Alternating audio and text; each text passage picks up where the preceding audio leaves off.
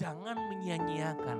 Kalau Tuhan kasih kesempatan kepada kita, ya kan, untuk melayani, ayo kita melayani bersama-sama. Betul gak sih? Kalau Tuhan kasih kesempatan kita, ayo hidup benar, hidup benar. Kalau Tuhan kasih kesempatan kita untuk hidup bisa jadi berkat buat orang banyak, gunakan semua waktu dan kesempatan yang Tuhan percayakan kepada kita untuk kemudian memuliakan nama Tuhan. Yang mengerti katakan amin.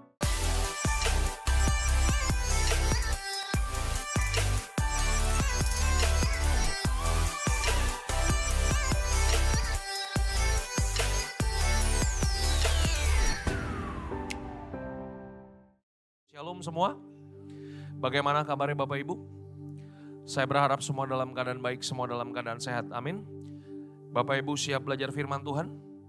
Ya, jadi dari bulan November sampai dengan nanti Bapak Ibu ya, Desember kita akan terus membahas tentang yang namanya kesetiaan atau faithful Bapak Ibu. Nah hari ini kalau Bapak Ibu suka judul firman Tuhan, saya kasih judul Time is Waktu. Katakan sama-sama time is waktu. Ya.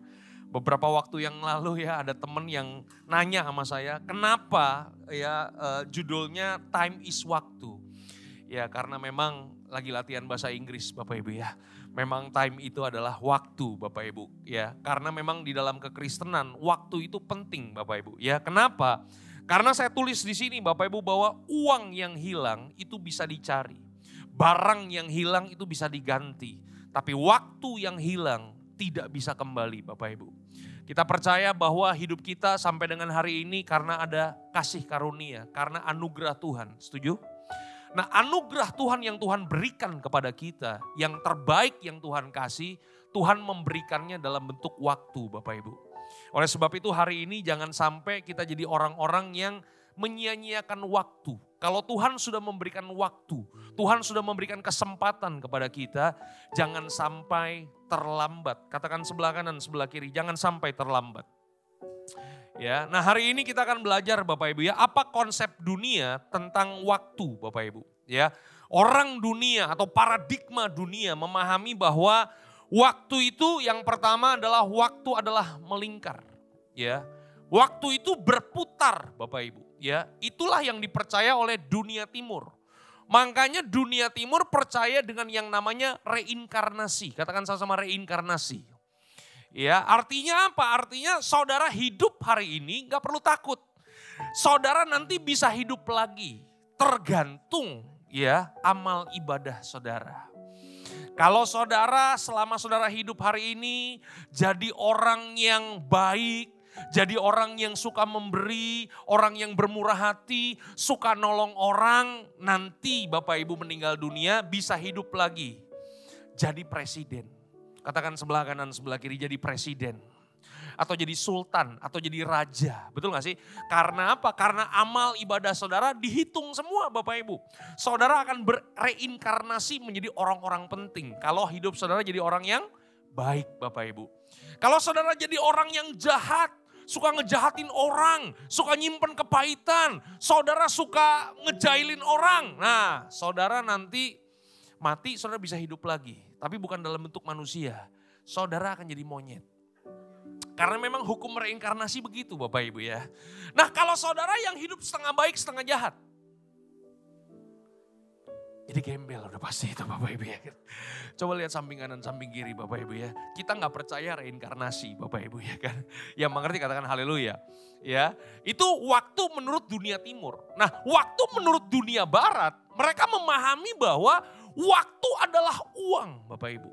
Ya kan? Itu sebabnya kenapa orang-orang di dunia barat mereka kemudian terjebak dengan hidup yang hedonisme, materialisme, segala sesuatunya diukur dari uang Bapak Ibu. Nah orang Indonesia termasuk orang timur Bapak Ibu ya, udah mulai kejangkit nih dengan cara hidup materialisme, hedonisme Bapak Ibu ya. Nah yang ketiga menurut motivator Bapak Ibu, waktu adalah kesempatan. Makanya kita mengenal dengan yang namanya aji mumpung. Pernah dengar kata aji mumpung? Itu dia Bapak Ibu. Karena selama masih ada kesempatan, akibatnya kita jadi orang-orang yang aji mumpung. Mumpung dibayarin makan, makan sebanyak-banyaknya. Mumpung gratis, diambil sebanyak-banyaknya. Itu menurut motivator. Nah hari ini kita mau belajar apa kata firman Tuhan waktu menurut Alkitab Bapak Ibu ya. Mazmur 90 ayat yang ke-12 firman Tuhan katakan apa? Kita baca sama-sama 1, 2, 3. Ajarlah kami menghitung hari-hari kami sedemikian sehingga kami beroleh hati yang bijaksana. Menurut firman Tuhan ini bahwa waktu itu penting untuk kita, itu sebabnya kenapa pemazmur katakan kepada kita untuk apapun yang Tuhan percayakan kepada kita, termasuk yang namanya waktu, kita harus belajar untuk menghitungnya. Katakan sama-sama, dihitung. Jadi berkat yang Tuhan berikan kepada kita, jangan cuma duit yang dihitung. Ada begitu banyak orang suka menghitung uang, tapi mereka nggak pernah belajar menghitung waktu. Padahal anugerah yang Tuhan berikan kepada kita, yang terbesar adalah Tuhan berikan waktu kepada kita. Kenapa waktu itu penting? Supaya setiap kita menjalani kehidupan dengan hati yang bijaksana. Kita menjalani kehidupan menjadi orang-orang yang cerdas. Kita nggak menjadi orang-orang yang bodoh. Kita nggak menjadi orang-orang yang senang menyia-nyiakan segala sesuatu. Katakan sama-sama, jangan suka sia-siakan segala sesuatu. Oke? Nah, yang pertama, apa pemahaman Alkitab menurut firman Tuhan? Yang pertama adalah waktu adalah pemberian Tuhan yang berkaitan dengan kekekalan. Artinya begini, artinya ketika Tuhan mempercayakan waktu kepada kita, apa yang kita kerjakan dari hari ke hari, minggu ke minggu, bulan ke bulan, tahun ke tahun, harusnya apa yang kita lakukan hari ini dampaknya itu sampai kepada kekekalan. Halo? Saya jadi pendeta cuman di dunia ini Bapak Ibu. Apakah nanti di kekekalan saya jadi pendeta juga? Nggak mau Bapak Ibu. Cukup di dunia ini aja Bapak Ibu. Setuju gak sih? Di kekekalan nanti kita akan bersama-sama dengan Tuhan Bapak Ibu. Setuju gak? Kita akan menikmati hadirat Tuhan 24/7 Bapak Ibu. Setuju gak? Tapi saya mau kasih tahu, ketika saya melayani di tempat ini, apa yang saya layani, apa yang saya kerjakan hari ini, dampaknya sampai kepada kekekalan. Setuju gak?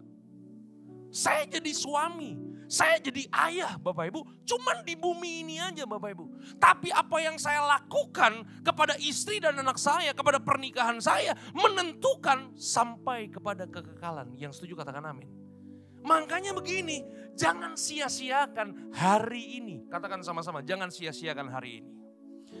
Pengkhotbah 3 ayat yang ke-11 firman Tuhan katakan apa? Kita baca sama-sama 1, 2, 3. Ia membuat segala sesuatu, apa katanya? Indah pada waktunya. Katakan sama-sama, pada waktunya. Pertanyaannya, waktunya itu waktunya Tuhan atau waktunya kita? Yang waktunya Tuhan. Yang waktunya kita. Yang gak bisa baca sama sekali Bapak Ibu. Kita ulang sekali lagi ayatnya Bapak Ibu. Baca 1, 2, 3. Ianya ini huruf besar, huruf kecil. Huruf besar berarti siapa nih? Tuhan. Tuhan membuat segala sesuatu indah pada, katakan sama-sama, waktunya. Saya mau nanya, nyanya itu huruf besar atau huruf kecil? Berarti huruf kecil, kalau huruf kecil berarti waktunya siapa? Berarti indahnya itu bukan di waktunya Tuhan. Indahnya itu di waktunya manusia Bapak Ibu. Halo? Saya ulang sekali lagi. Indahnya itu di waktunya Tuhan atau waktunya manusia? Bukan waktunya Tuhan. Bapak Ibu kalau kita mempelajari firman Tuhan, kata waktu itu ada 3 Bapak Ibu. Yang pertama waktunya Tuhan. Waktunya Tuhan itu dipakai kata aion. Katakan sama-sama aion. Pernah dengar nama mall? Aion Mall. Ya, itu artinya apa? Itu artinya kekal. Waktunya Tuhan itu kekal. Tidak ada awal, tidak ada akhir. Waktunya Tuhan itu nggak ada besok, nggak ada kemarin. Waktunya Tuhan selalu hari ini. Yang mengerti katakan haleluya. Kekal. Waktunya manusia namanya kronos, katakan kronos. Dari kata kronos kita dapat kata kronologi. Yang artinya apa? Urutan waktu Bapak Ibu. Saya hari ini 43 tahun. 5 tahun yang lalu 38 tahun. Makanya di kuburan kenapa? Ada waktu lahir, ada waktu meninggal. Kenapa? Karena semuanya berurutan. Yang mengerti katakan amin. Itu waktunya manusia. Waktunya manusia itu terbatas. Manusia dibatasi sama waktu. Saya ulang sekali lagi. Waktunya Tuhan apa? Aion. Waktunya manusia? Kronos. Nah ada satu kata lagi tentang waktu namanya kairos. Apakah yang dimaksud dengan kairos? Kairos adalah waktunya Tuhan yang kekal, yang masuk dan menembus waktu manusia yang terbatas. Itu namanya apa? Kairos. Atau yang biasa kita sebut dengan momentum. Katakan sama-sama momentum. Nah kata waktu di dalam Pengkhotbah 3 ayat yang ke-11 tidak dipakai kata aion. Tidak dipakai kata kronos, tapi dipakai kata kairos. Tapi sekali lagi kairos terjadinya di mana? Di waktunya manusia. Jadi saya mau kasih tahu hari ini bahwa saudara menjalani waktu hari demi hari, bulan demi bulan. Saudara bisa melihat segala sesuatu indah. Halo? Kalau kita mempelajari Pengkhotbah 3 ayat yang kedua sampai dengan ayat yang ke-10. Kitab Pengkhotbah itu menjabarkan ada 2 macam waktu. Ada waktu untuk menangis, ada waktu untuk tertawa. Ada waktu untuk lahir, ada waktu untuk mati. Pertanyaan saya, waktu lahir indah gak? Ini pertanyaan Bapak Ibu, tolong dijawab Bapak Ibu. Saya ulang, waktu lahir indah gak? Waktu mati? Waktu mati juga indah Bapak Ibu. Hah? Saya mau nanya, emang Bapak Ibu mau hidup selama-lamanya? Udah sakit, udah hidup selama-lamanya? Ya kan meninggal mati aja Bapak Ibu ya. Halo? Berarti mati indah gak? Mati indah Bapak Ibu. Diberkati indah gak? Bangkrut? Indah juga, ya kan? Kenapa indah? Kenapa indah?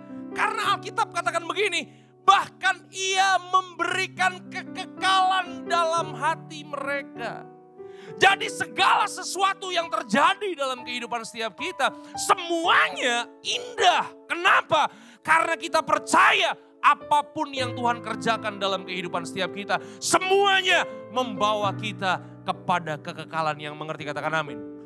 Masalahnya adalah manusia tidak dapat menyelami pekerjaan yang dilakukan Allah dari awal sampai akhir. Itu masalahnya.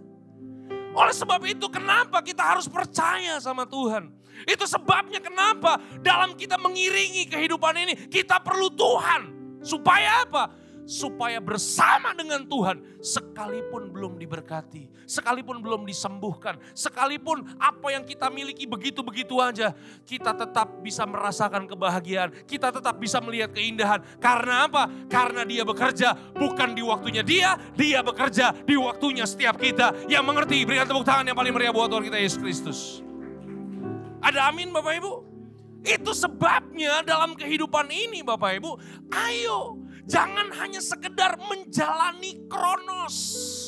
Tetapi dalam setiap kronos, dalam setiap waktu yang Tuhan percayakan kepada kita, senantiasalah kita menangkap kairos yang Tuhan sudah berikan dalam kehidupan setiap kita. Halo? Pak Dieter, kira-kira kairos buat saya kapan ya Pak Dieter ya? Katakan sebelah kanan, sebelah kiri. Si Dieter juga lagi nyari kairosnya Tuhan. Jangan nanya-nanya mulu ya kan. Ya, jangan nanya sama hamba Tuhan. Jangan nanya sama pendeta. Kenapa? Karena saudara sendiri yang harus menangkap kairos Tuhan itu. Yang mengerti katakan amin. Yang kedua, apa kata Alkitab tentang waktu Bapak Ibu? Yang kedua adalah menurut firman Tuhan, waktu itu adalah linier. Waktu itu garis lurus. Dia gak bisa balik lagi Bapak Ibu. Waktu yang sudah terlewat itu tidak bisa kembali lagi. Saudara Boleh punya duit 7 turunan, gak habis-habis. Tidak bisa membeli waktu atau mengembalikan waktu yang terlewat. Setuju gak? Saudara mau patungan, satu dunia saudara patungan. Mau beli waktu supaya bisa mengembalikan waktu yang terlewat. Nggak akan pernah bisa Bapak Ibu. Kenapa? Karena kalau udah lewat, dia sudah tidak bisa kembali lagi. Halo? Itu sebabnya. Pernah dengar kalimat ini nggak? Penyesalan. Apakah? Selalu datang terlambat. Penyesalan selalu datang belakangan Bapak Ibu. Betul gak sih? Jangan sampai apa yang kita lakukan, apa yang kita kerjakan di waktu yang Tuhan percayakan kepada kita sia-siakan begitu aja. Pada akhirnya di ujungnya kita menyesal. Halo? Makanya kalau Tuhan udah kasih waktu, Tuhan udah kasih kepada kita kesempatan hari ini. Hiduplah memuliakan nama Tuhan Bapak Ibu. Ya kan? 1 Petrus 4 ayat yang kedua firman Tuhan katakan apa? Kita baca sama-sama. 1, 2, 3. Supaya waktu, apa katanya? Katakan sama-sama, waktu yang sisa. Artinya apa waktu yang sisa? Iya. Kan kita udah gak bisa balik lagi Bapak Ibu. Betul gak? Saya bisa gak balik lagi ke umur 20? Gak bisa Bapak Ibu. Yang bisa adalah saya terus maju. Di sisa waktu, di mana hari ini sampai dengan seterusnya. Di waktu yang sisa, jangan kamu pergunakan menurut keinginan manusia. Tetapi menurut kehendak Allah Bapak Ibu. Tadi di bawah saya baru ngobrol-ngobrol sama Patrick. Saya nanya sama Patrick, Pat gimana bisnis? Wes ya. Seakan-akan saya tahu bisnis gitu. Saya gak tahu bisnis Bapak Ibu ya. Tapi nanya aja.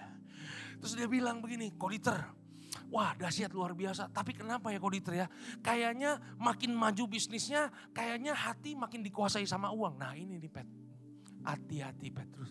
Patrick bukan Petrus. Jadi Petrus, ingat Israel Bapak Ibu, di Israel ada Petrus. Ya, hati-hati Pat. Jangan sampai hatimu dikuasai oleh uang. Tapi masa gak boleh sih Koditer kita seneng sama uang. Pat kalau seneng sama uang boleh. Gua juga dapat uang seneng. Pendeta seneng gak dapat duit? Dapat lah, seneng lah Bapak Ibu, betul gak sih? Tapi jangan sampai hidup kita dikuasai oleh uang. Apapun yang kita kerjakan hanya untuk segala sesuatu yang fana di dunia ini. Kalau Tuhan kasih waktu, Tuhan kasih kesempatan, pergunakanlah untuk memuliakan nama Tuhan. Yang mengerti berikan tepuk tangan yang paling meriah buat Tuhan kita Yesus Kristus. Ada amin Bapak Ibu? Yang ketiga Bapak Ibu, waktu menurut firman Tuhan, waktu adalah kunci kemenangan. Orang yang bisa ngatur waktu adalah orang yang senantiasa hidupnya berkemenangan. Tapi orang yang tidak bisa ngatur waktu, orang yang kehilangan waktu adalah orang-orang yang selalu mengalami kekalahan. Bukan Dieter Nicholas yang ngomong, tetapi Alkitab katakan begini, Pengkhotbah 9 ayat yang ke-11. Lagi aku melihat di bawah matahari bahwa kemenangan perlombaan bukan untuk yang cepat. Siapa sih yang menulis kitab Pengkhotbah? Namanya Salomo. Salomo itu orang yang paling berhikmat. Orang yang paling bijaksana. Dan dia berkata kepada kita, kemenangan perlombaan bukan untuk yang cepat. Saya mau nanya, siapa pelari tercepat di dunia ini? Siapa namanya? Usain Bolt. Menurut teman-teman, Usain Bolt adu lari sama Dieter Nicholas. Menang siapa? Hah? Usain Bolt boleh lebih cepat. Tapi saya percaya firman Tuhan, yang cepat belum tentu menang. Yang mengerti katakan haleluya. Bahkan Alkitab katakan begini, keunggulan perjuangan bukan untuk yang kuat. Saudara boleh kuat, otot saudara boleh 12 pack. Sampai dada, ya kan? Tapi saudara belum tentu menang. Saya mau nanya, kalau Dieter Nicholas diadu tinju sama Mike Tyson, kira-kira menang siapa?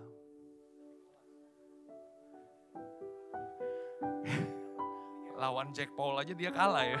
Apalagi Dieter Nicholas. Karena Dieter Nicholas punya firman Tuhan. Iya kan? Perjuangan bukan untuk yang kuat. Mike Tyson boleh kuat, tapi belum tentu menang lawan Dieter Nicholas. Karena Dieter Nicholas punya firman Tuhan. Yang mengerti katakan amin. Itu dia Bapak Ibu. Iya kan? Juga roti bukan untuk yang berhikmat. Kekayaan bukan untuk yang cerdas. Katakan sama-sama cerdas. Belum tentu kamu bisa kaya. Setuju gak? Halo? Dan perhatikan baik, karunia bukan untuk yang cerdik-cerdikia. Karena, perhatikan baik, karena waktu dan nasib dialami mereka semua. Saya nggak tahu ya kenapa Alkitab dalam terjemahan bahasa Indonesia diterjemahkan waktu dan nasib. Kalau kita mempelajari firman Tuhan dalam bahasa asli, kata waktu dan nasib itu dipakai kata kronos dan kairos. Jadi siapakah pemenang dalam kehidupan ini? Siapakah orang-orang yang unggul? Siapakah orang-orang yang diberkati Tuhan? Bukan ketika mereka kuat dan cepat, tetapi orang-orang yang menjalani kronosnya dan menangkap setiap kesempatan dalam hidupnya, dialah yang menjadi pemenang dalam hidup ini. Halo? Makanya orang yang menangkap kairos Tuhan, merekalah kunci kemenangannya. Klik sekali lagi. Efesus 5 ayat yang ke-15 dan 16 kita baca sama-sama. 1, 2, 3. Karena itu perhatikanlah dengan seksama bagaimana kamu hidup. Bukan perhatikan bagaimana kamu kebaktian. Bukan perhatikan bagaimana kamu beribadah. Halo? Bagaimana kita beribadah tidak terlalu penting Bapak Ibu. Tapi bagaimana kita hidup itu penting. Yang setuju katakan amin. Bukan berarti ibadah gak penting Bapak Ibu. Ibadah penting gak? Penting, betul gak sih? Tapi bagaimana kita hidup setelah ibadah, itu yang paling penting. Janganlah seperti orang bebal, tetapi seperti orang arif. Jadilah orang-orang yang bijaksana, yang cerdas. Dan orang yang cerdas, Alkitab berkata, pergunakanlah waktu yang ada. Karena hari-hari ini adalah jahat. Artinya apa?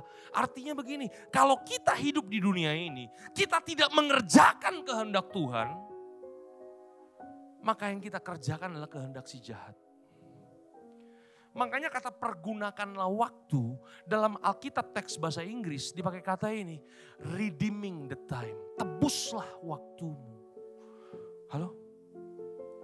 Dulu sebelum kita bertobat, kita menggunakan waktu kita dengan sia-sia.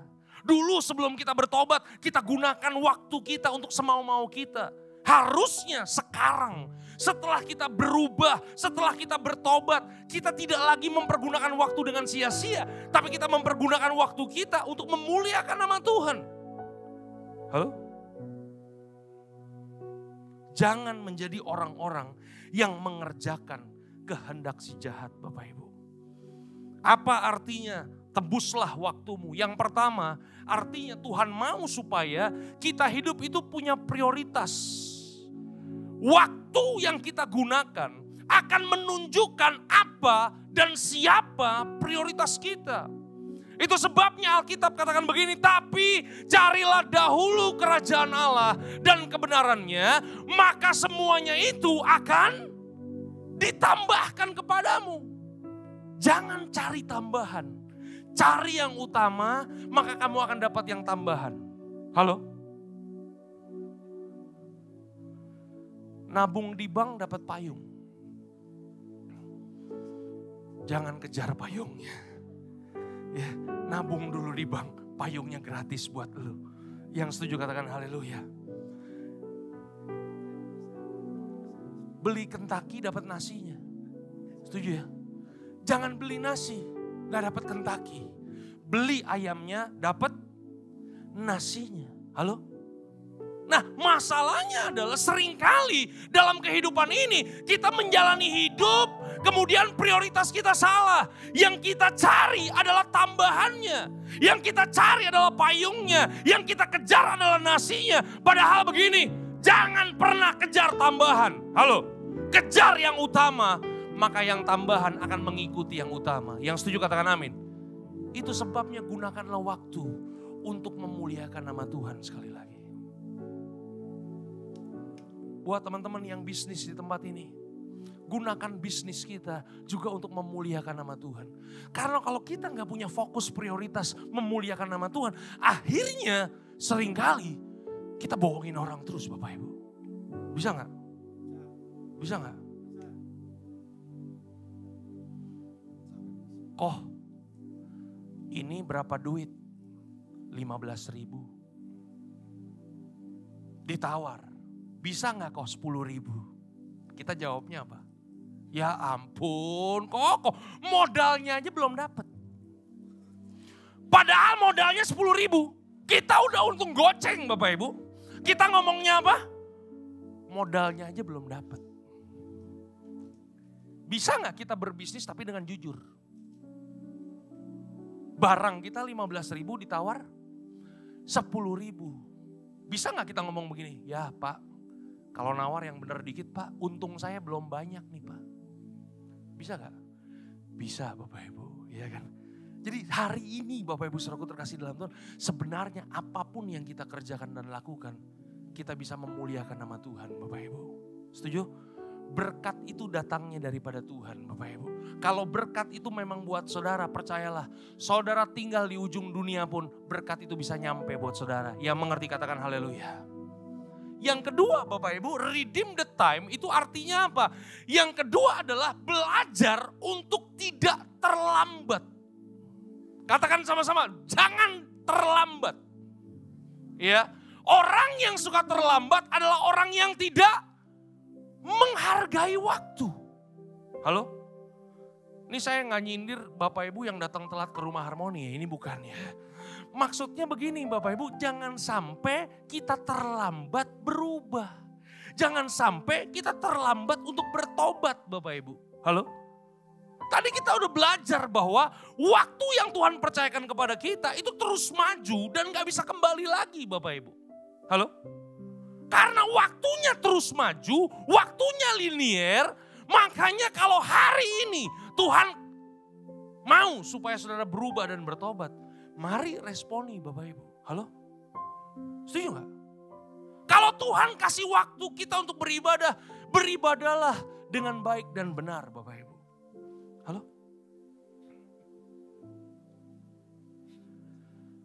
Saya kasih contoh. Saudara hari ini beribadah di tempat ini. Bisa gak kita mikir gini? Gue hari ini malas ibadah. Minggu depan juga ada waktu lagi. Kan ibadah tiap minggu ya. Bisa gak kita ngomong begitu? Hari ini gue males. Kebetulan ada film Korea yang belum gue selesaikan. Jadi minggu ini gue khususkan untuk nonton film Korea. Minggu depan baru ibadah. Bisa gak kita ngomong kayak begitu? Bisa Bapak Ibu, bisa. Katakan sama-sama, bisa. Tapi masalahnya begini Bapak Ibu. Masalahnya, apakah Bapak Ibu yakin minggu depan masih bisa kemari? Jangan-jangan nanti begitu minggu depan hari Sabtunya Tuhan udah panggil saudara. Kita gak pernah tahu loh Bapak Ibu. Kematian itu misteri Bapak Ibu. Setuju gak? Itu dia. Padahal begini, padahal minggu ini Tuhan mau kasih saudara berkat. Padahal minggu ini Tuhan mau berfirman, Tuhan mau berbicara kepada saudara. Tapi karena saudara tidak menggunakan waktu dengan baik, akibatnya apa? Saudara kehilangan berkat yang Tuhan mau kasih buat saudara. Bisa gak? Minggu ini kan perjamuan kudus kan? Betul gak? Saya mau nanya, Januari bulan depan perjamuan kudus lagi gak?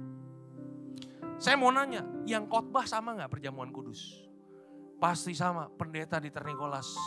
Yang tinggi, keren dan ganteng itu. Wah haleluya. Iya kan? Betul gak Bapak Ibu? Betul gak sih? Tapi saya mau kasih tahu, berkat bulan Desember dengan berkat bulan Januari itu beda Bapak Ibu. Setuju gak? Setuju dong Bapak Ibu. Berkatnya beda, pewahyuannya beda. Halo? Kenapa? Karena kalau saudara dikasih kesempatan, saudara gak ambil, saudara kehilangan kairos Tuhan. Minggu depan kita masih kebaktian gak? Masih ada kebaktian. Tanggal 15 masih ada kebaktian gak? Jangan lupa Natalan Bapak Ibu ya. Minggu depan Natalan anak, minggu depannya lagi tanggal 15 kita Natalan umum. Tanggal 22 masih ada kebaktian, 29 kita libur Bapak Ibu.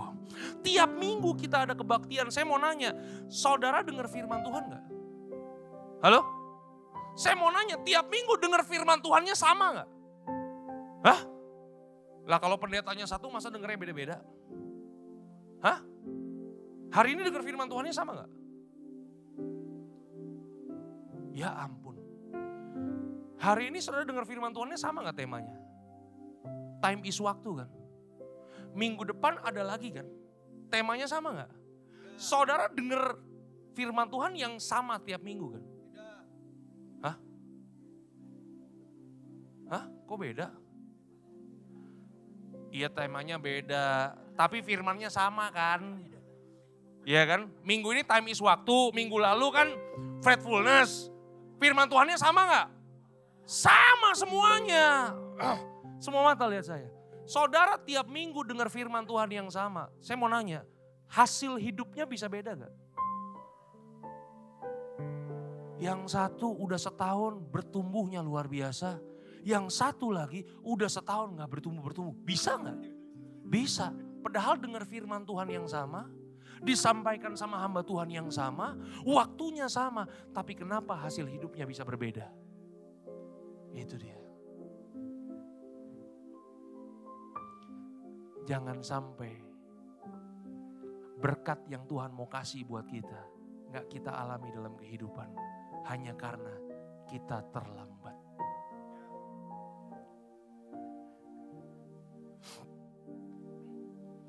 Next, yang ketiga, waktunya udah -5. Ini angka mengintimidasi sekali. Yang ketiga, yang terakhir. Redeem the time artinya apa? Artinya mengisi waktu dengan hal yang berguna. Penundaan adalah musuh yang paling sering mengikuti kita. Dan merampas semua yang terbaik yang Tuhan sediakan bagi kita. Makanya hari ini kalau Tuhan kasih kesempatan, jangan ditunda-tunda. Ya. Kalau Tuhan mau supaya saudara hidup sungguh-sungguh, jangan ditunda-tunda. Saudara menunda, akan kehilangan yang terbaik. Dulu saya pernah punya anak pemuda ya Bapak Ibu ya, waktu saya masih ada di gereja lama di Kebonjeruk. Dulu saya kan ketua pemuda di situ.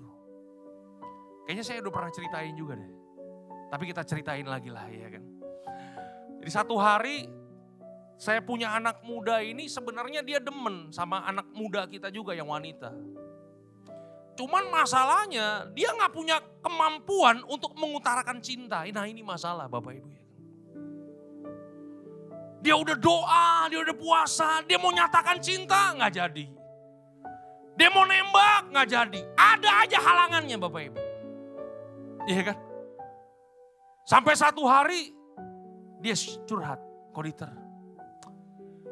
Ini udah mulai bulan Februari nih Koditer nih. Aku sudah memutuskan 14 Februari aku akan menyatakan perasaanku pada dia. Terus saya nanya, lu udah siapin apa aja bro?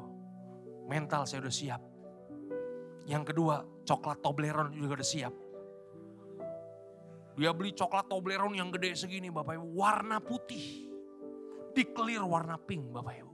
Bayangin perjuangannya Bapak Ibu. Warna pink. Dia bawa kembang. 14 Februari. Jam 5 kita kebaktian. Anak ini datang lebih dulu. Duduk di samping saya. Koditer tolong doakan. Gua tumpang tangan. Urapi mulutnya Tuhan. Biar kuasa tembakannya terkena pada sasaran. Dahsyat ya kan.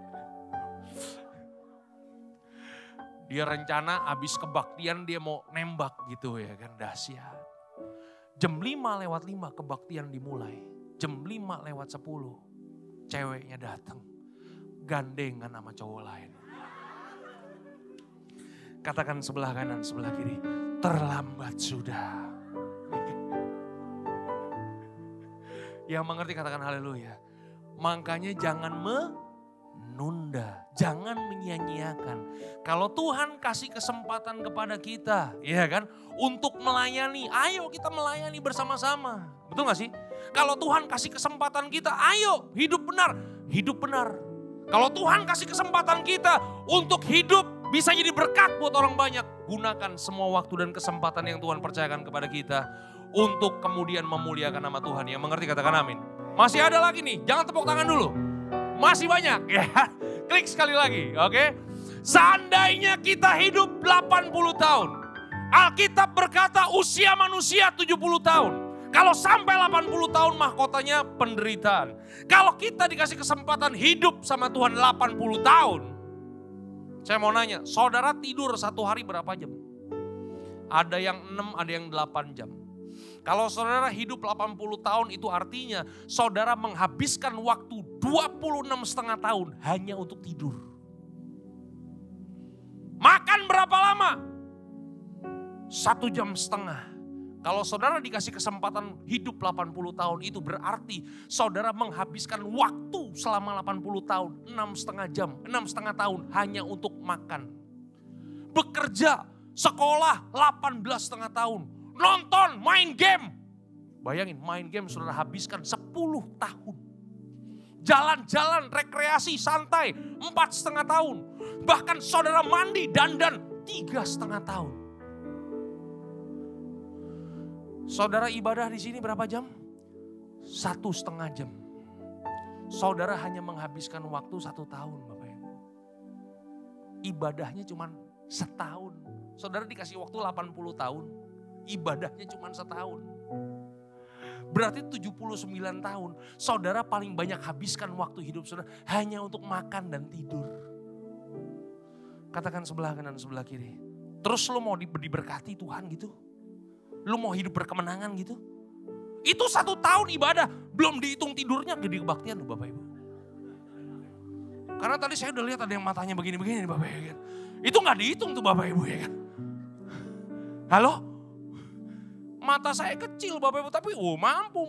Sampai atas juga mampu melihat Bapak Ibu. Ya kan? Makanya begini kalau dikasih waktu 80 tahun. Jangan gunakan hanya untuk kebanyakan makan dan tidur Bapak Ibu. Klik sekali lagi yang terakhir. Ya, bagaimana kalau kita hidup, Tuhan kasih waktu 1 tahun lagi. Halo? Saya mau nanya, kalau Tuhan kasih waktu kita hidup 1 tahun lagi, kita mau bikin apa? Kalau hidup kita, Tuhan hanya kasih waktu kepada kita tinggal 1 bulan. Apakah kita masih menyia-nyiakan waktu kita hanya untuk main game, tidur, makan, tidur, makan? Kalau Tuhan kasih kita hidup 1 hari lagi. Besok Tuhan panggil kita. Pertanyaannya, apa yang hari ini kita mau lakukan dan kerjakan? Oleh sebab itu hari ini jangan sampai waktu dan kesempatan yang Tuhan berikan kepada kita menjadi sia-sia. Tuhan Yesus memberkati saudara. Selamat menggunakan waktu. Karena time is waktu. God bless you all. Haleluya.